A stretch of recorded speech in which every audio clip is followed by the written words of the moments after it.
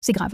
Dans cette séquence, le procureur d'Abidjan ménage l'opposition, notamment le Front commun, et Steve Biko quitte le plateau de l'émission en protestation contre la dérive autoritaire du procureur, ainsi que pour marquer sa solidarité à l'opposition, ainsi qu'au peuple de Côte d'Ivoire. Écoutons jusqu'à la fin. Il appartient pour moi de siffler la fin de la récréation, pour dire que nous sommes arrivés à un stade où il faut mettre fin à ces dérives langagières qui ne cessent de troubler l'ordre public, qui ne cessent de mettre en mal la cohésion sociale. Et le procureur de la République est là pour réagir en fonction de ça. Bien sûr. De protestation contre l'acharnement qui s'abat sur l'opposition ivoirienne, c'est-à-dire le PDCI et le PPACI et tous ceux qui ne sont pas d'accord avec le quatrième mandat. Je voudrais avec votre émission pouvoir mériter du plateau pour aller marquer ma solidarité à nos camarades qui sont encore à cette heure à la fête.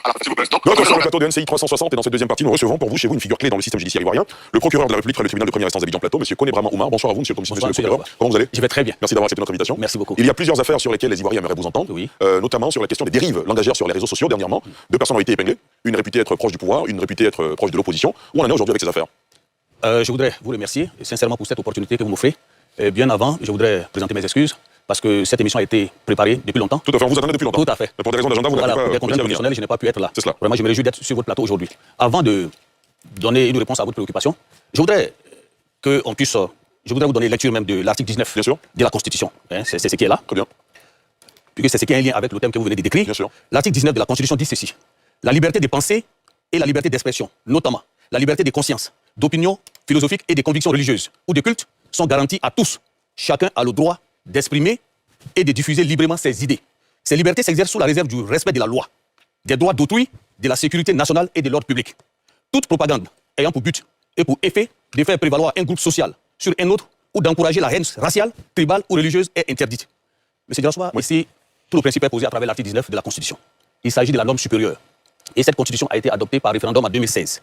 Et la liberté d'expression est consacrée à travers cette Constitution en son article 19, comme je viens de le dire. Mais je voudrais donc attirer votre attention sur le principe qui a été annoncé, mais particulièrement sur les exceptions.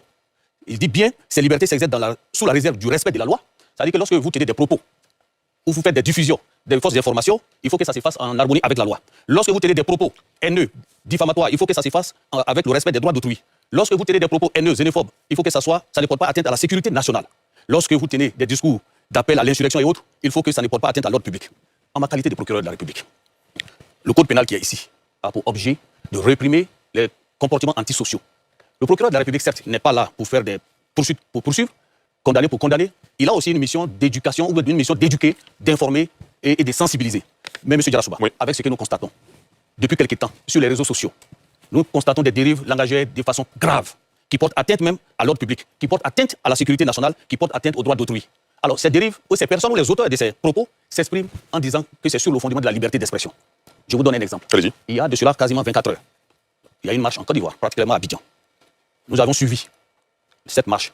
Nous avons vu sur les réseaux sociaux des propos haineux, racistes, xénophobes, qui ont été distillés durant tout le projet ou durant tout le parcours de cette marche. Mais en ma qualité de procureur de la République, qui est le garant de l'ordre public, il m'appartient de ne pas laisser passer ces genres d'occasion. Toutefois, que les personnes qui ont tenu ces genres de propos haineux, racistes, xénophobes, on a entendu dire des expressions comme Mossi, étranger, c'est particulièrement grave. Le parquet ne peut pas rester muet. Donc toutes les personnes qui vont être identifiées à travers les différentes vidéos, il appartient au procureur de la République de les faire rechercher, les interpeller, les conduire par devant lui et les faire juger et veiller à ce que la peine qui va être prononcée soit exécutée. C'est ça aussi la mission du procureur de la République. Donc aujourd'hui, avec le thème que nous venons d'aborder, il appartient pour moi de siffler la fin de la récréation. Pour dire que nous sommes arrivés à un stade où il faut mettre fin à ces dérives langagières qui essaient de troubler l'ordre public, qui ne cesse de mettre en mal la cohésion sociale. Et le procureur de la République est là pour réagir en fonction de ça. Bien sûr. Réaction Au lendemain de cette marche initiée par le Front commun, réaction d'entrée de jeu. Merci M. Diarra. Je voudrais placer cette manifestation de contexte. Initialement, le Front commun avait souhaité organiser sa marche le samedi 2, c'est cela, à partir sur le VGE jusqu'à la place de la République. C'est par un communiqué du préfet, en lieu et place d'un arrêté, comme cela est prescrit par la loi, que nous avons appris que notre manifestation était interdite. Par la suite, on nous a offert deux possibilités, parce qu'on nous refusait le VGE. On nous a offert soit la commune de Cocody ou la commune de Yopougon pour la manifestation. En fait, nous avons donc opté pour la commune de Yopougon et nous avons prévu le principe le 9, dans un esprit bien entendu républicain, même si les raisons évoquées par le préfet pouvaient être sujets à discussion. Mais étant donné que c'était la célébration de la fête de l'indépendance, nous n'avons pas voulu laisser la polémique s'installer. Nous avons donc entamé les mobilisations en direction de nos militants pour les inviter à participer à cette marche. Et nos camarades commis à la mobilisation, pendant qu'ils étaient sur le terrain, qu'ils organisaient des rencontres, le jeudi, ils sont envoyés à la préfecture de police et ils sont interrogés jusqu'à 5h du matin. C'est aussi 5h du matin. Et la majeure partie des questions tournent autour de où tu as fait le CP1, avec qui tu causes dans ton parti, ce genre de questions. Parce qu'on pourrait se interpréter comme une volonté de boycotter la mobilisation qui est en train de se mettre en place. Ils ont été libérés à 5h. Nous n'avons pas voulu rentrer dans la polémique, nous avons continué de faire notre travail parce que nous étions convaincus que les Ivoiriens répondraient présents à notre manifestation. Le vendredi, 3 autres cadres du PPACI ont été convoqués à la préfecture de police. Parmi ces cadres, il y avait le colonel Joël Kéké, qui est en charge de la sécurité du PPACI, mais du Front commun, et qui était le principal interlocuteur des forces de défense et de sécurité dans le cadre de l'organisation de cette manifestation-là. Figurez-vous qu'il a été gardé à la préfecture de police jusqu'au lendemain à 10h, le samedi à 10h. C'est-à-dire que quand nous sommes arrivés le samedi matin, nos camarades qui avaient été commis à la sécurité n'avaient pas d'interlocuteur. Ils ne savaient pas que ça devait se les instructions. Même les forces de défense, c'est lui qui avait fait tout le travail technique avec les forces de défense. On ne savait pas à quoi s'entendre. Cela laissait penser qu'on voudrait qu'il y ait du grabuge à cette manifestation pour faire payer cela aux organisateurs. En dépit de tout ça, nos camarades sont restés mobilisés. Et la manifestation s'est déroulée dans un esprit bon enfant. J'y étais, les forces de défense et de sécurité n'ont quasiment rien eu à faire parce que la mobilisation était éclatante. Donc, vous me donnez l'occasion de rendre hommage à tous ces Ivoiriens qui sont venus réclamer le dialogue. Parce qu'on ne le dit pas assez. On entend souvent certaines personnes dire c'est de l'insurrection. Ces messieurs que vous voyez sont des hommes politiques. Et quand je dénonce ce qui se passe aujourd'hui, nous ne demandons pas des faveurs. Nous souhaitons simplement que les droits de nos camarades soient respectés. Monsieur Diaspo, figurez-vous, j'ai entendu le procureur parler. Mais nos camarades qui ont été arrêtés dans le cadre de l'enquête sur le bus, on ne sait même pas où ils sont détenus. Personne n'a pu les rencontrer jusqu'à ce jour, ni leur famille, ni leurs avocats. C'est à la télé qu'on les a vus dans une sorte de justice spectacle. Et après, on interroge nos camarades à la préfecture de police et on les met en face des déclarations que ces individus-là auraient fait.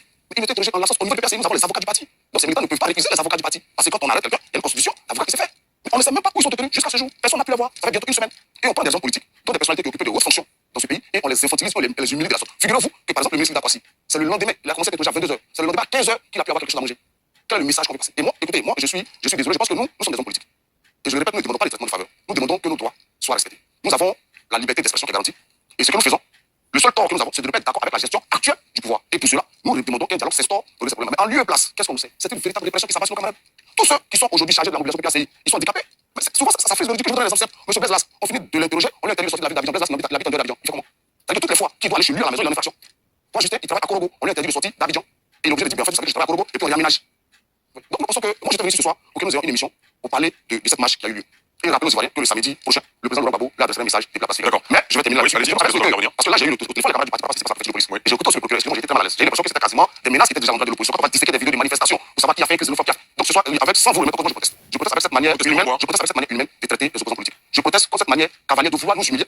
Parce que nous avons le tort de ne pas être d'accord avec le parti au pouvoir. Je rappelle aussi que le samedi 9 nous continuons de nous battre. Et j'étais venu ici pour débattre, comme je le disais, mais avec tout ce qui se passe aujourd'hui, je ne suis même plus confortable avec l'idée de continuer ce débat-là. Parce que qu'est-ce que je pourrais dire qui pourrait m'être imputé à la sortie de l'émission? Allez, sans vous le mettre en cause, MCI, mais je voudrais, avec votre émission, en signe de protestation contre l'acharnement qui s'abat sur l'opposition ivoirienne, c'est-à-dire le PDCI et le PPACI et tous ceux qui ne sont pas d'accord avec le quatrième mandat, je voudrais, avec votre émission, pouvoir mériter du plateau pour aller marquer ma solidarité à nos camarades qui sont encore à cette heure-là à la préfecture de police. Donc, non, c'est